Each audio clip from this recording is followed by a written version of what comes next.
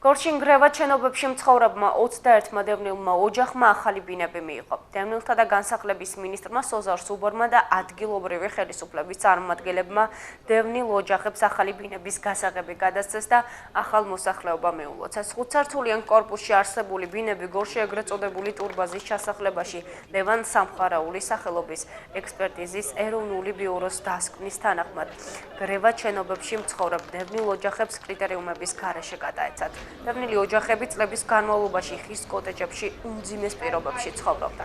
კორპუსი დევნილთა სამინისტროს თავდაცვის სამინისტროსაგან გადაეცა. შენობის არეაბილიტაციის სამუშაოების ღირებულებამ 565,358 ლარი შეადგინა. მშენებლობაზე დასაქმებულთა 70%-ს დევნილები შეადგენდნენ. აფხაზეთიდან ვარ დევნილი. წინვალდანაც დევნილი ვარ. შემოგვიყვება იქიდან არის და ცხოვრობდით ტურბაზაში.